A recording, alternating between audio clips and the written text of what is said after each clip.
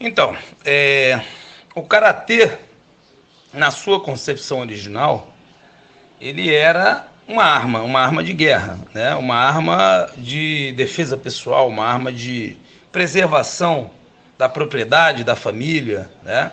Ele não era um desporto, ele não era um caminho para a evolução espiritual, humana, né? Ele não detinha nenhuma filosofia, a não ser a busca pela eficiência letal em combate. Haja visto que tratava-se de Okinawa há 4 séculos atrás, né, que data mais ou menos o surgimento do karatê, pelo menos dos pouquíssimos registros de que se tem conhecimento. Mesmo porque o karatê era uma forma de defesa clandestina, era algo proibido. Então nós pouco temos ou nada temos de registro escrito. Registro escrito zero, não temos absolutamente nada. O que temos são contos, né? São oratórias de mestres antigos que vão se passando de pai para filho, e a grata pesquisa de alguns apaixonados pelo karatê que mergulham no interior de Okinawa e da China e vão resgatar essas origens aí, e graças a esses desbravadores a gente acaba conhecendo alguma coisa a respeito do assunto. Então, eu por muito tempo, né, desde o início da minha prática do karatê, eu questionava internamente muito das técnicas que eram utilizadas e da sua validade, da sua necessidade de treinamento, né, técnicas que me pareciam fantásticas e muito pouco práticas, né? E esse questionamento aí me levou a pesquisar e a me aprofundar para poder entender o que acontecia. E aí eu comecei a ver que o que havia era um grande equívoco, né? O karatê de Okinawa, ele migrou para o Japão, né? Numa época em que o Japão promovia a pacificação, onde a guerra samurai já havia acabado e todo e qualquer tipo de violência era repudiado pela sociedade. Então, todas as artes marciais lá, inclusive o jiu-jitsu, ganharam a roupagem do do. O do é uma pronúncia japonesa, né, para o Tao, que é uma doutrina religiosa chinesa, né, que foi importada para o Japão, que prega a pureza de pensamentos, né, a vida sem vaidades, né, sem luxos, né, uma vida simples e honesta, enfim. E aí essa roupagem foi utilizada aí para vender o karatê e vender as artes marciais durante esse período aí. No entanto, né, uma outra coisa que não se encaixava para mim, para o meu estilo de vida, eu não sou um homem religioso, mas eu sou um homem de bem, eu tenho honra, eu tenho princípios, eu tenho um código de ética para viver a minha vida, mas eu não acreditava numa filosofia que me levasse ao caminho de uma perfeição humana, enquanto eu trocava socos e pontapés a troco de uma medalha de metal ou de plástico. Isso realmente não cabia para mim, era um pouco absurdo acreditar que eu estaria trilhando o caminho, que é o que preconiza a filosofia do Do, né? Por isso o Karatê Do, Judô, Aikido.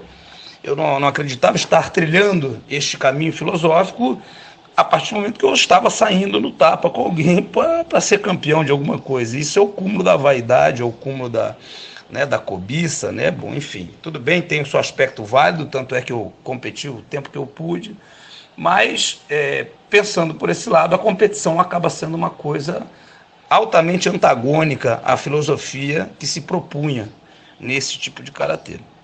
E quando eu fui pesquisar, eu descobri que inclusive os ideogramas que representavam o karatê eram ideogramas completamente diferentes dos que se apresentam, né, desde 1922 no Japão, que foram ideogramas modificados para que a cultura japonesa aceitasse algo que era preponderantemente chinês, que era um inimigo histórico do Japão.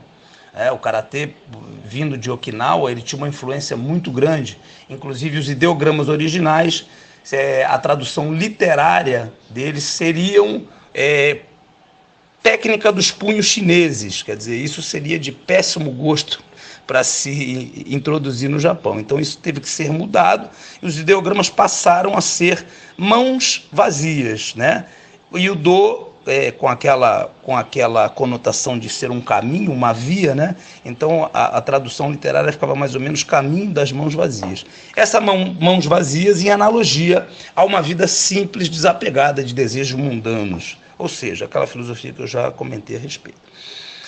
Visto isso, né, isso não se enquadrava com o meu meio de vida e eu passei a pesquisar quando eu encontrei, como eu te disse, essa mudança dos ideogramas, da terminologia por uma questão política e toda uma supressão de técnicas, né, que eram utilizadas para a guerra, para a morte, né?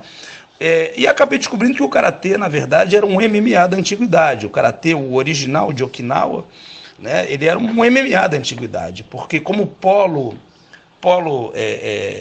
comercial que era Okinawa, daquela região, recebia muitos visitantes do Sião, né, que é a atual Tailândia, né, da Indonésia, da Polinésia, da China, né, e diversas culturas se entrelaçavam ali e havia um intercâmbio muito grande dentro das artes marciais. O Kung Fu, o Muay Boran na época, né, que não era Muay Thai ainda, o Muay Boran, a arte que deu origem ao Muay Thai, o próprio Torite e Tegumi, que eram wrestlings, né, eram lutas agarradas de grappling que existiam em Okinawa, e o próprio jiu-jitsu japonês do clã Satsuma, que esteve presente no reino de Okinawa durante 250 anos.